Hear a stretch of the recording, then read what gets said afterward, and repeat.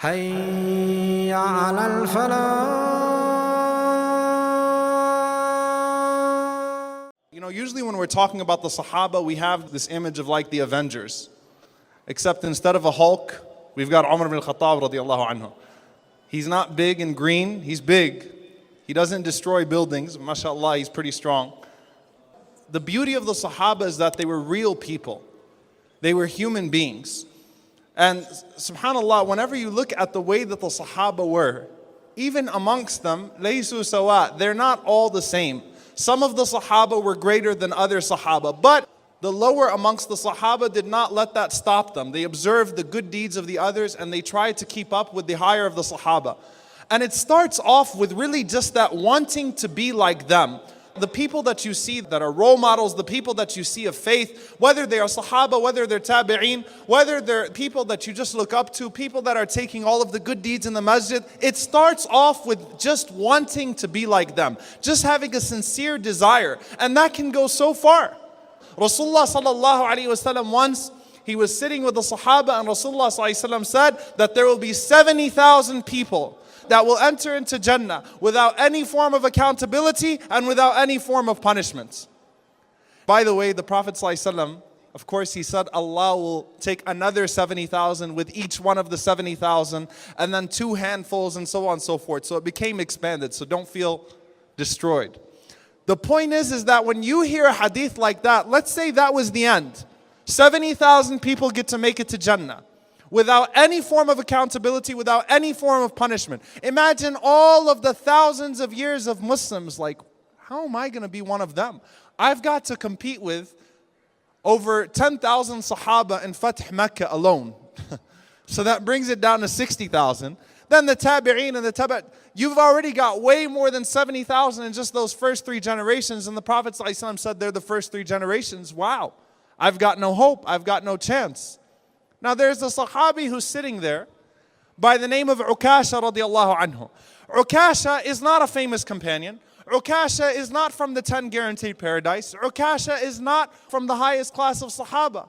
I challenge any one of you to find another hadith about Ukasha. He's the average Mo.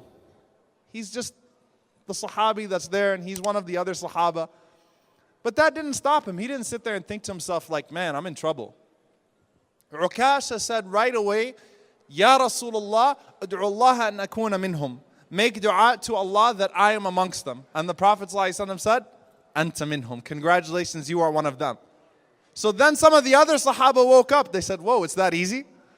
So another Sahabi said, Ya Rasulullah, ad'u Allah an akuna minhum. Make dua that I'm amongst them. The Prophet ﷺ said, Sabaqaka biha Ukasha. Ukasha beat you to it. You just want to be there. He didn't think to himself about his limited circumstances. He didn't think that, you know what, I'm not Abu Bakr or Umar or Uthman or Ali. I'm not any of those Sahaba. I'm just Ukasha. In another incident, Haram bint Milhan radiallahu ta'ala anha was sitting with the Prophet sallallahu alaihi wasallam, and the Prophet sallallahu alaihi wasallam slept in her house. And the Prophet sallallahu alaihi wasallam woke up from a dream and he started laughing. So she said, O Messenger of Allah, may Allah keep you happy, may Allah keep you smiling. What did you see in your dream?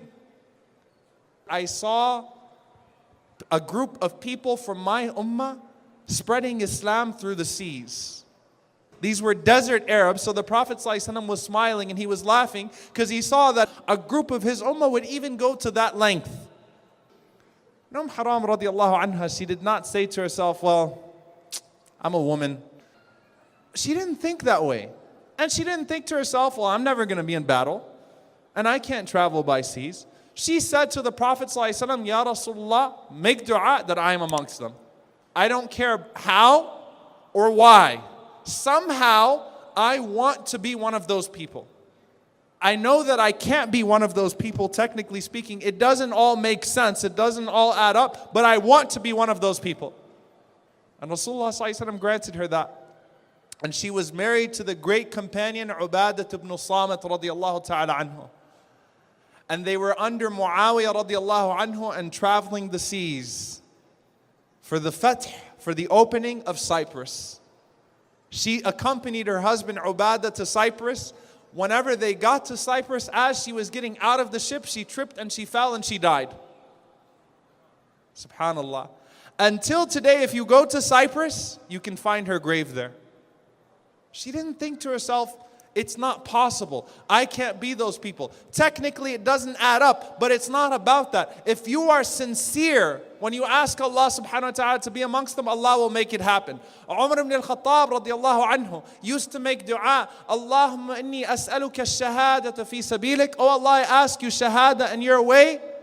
Fi baladi nabiyyik, in the city of your Prophet sallallahu alaihi wasallam. And his daughter Hafsa radiallahu anha says, how are you going to die a martyr in Medina? This is the stronghold. This is the fortress. Right? People will die as martyrs outside of Medina. SubhanAllah, he doesn't care about how it adds up.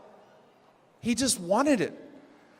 And him wanting it was enough for Allah to grant him shahada, martyrdom, not only in the city of the Prophet ﷺ, in the masjid of the Prophet ﷺ, and then to be buried next to the Prophet ﷺ. You want it, it will happen. But how bad do you really want it? Assalamu alaikum wa rahmatullah. If you enjoyed this video, please do share it with friends and family. If you want to see more videos from this series, click on the box at the top. If you want to see other videos, click on the box at the bottom. And don't forget to hit the subscribe button. Thanks.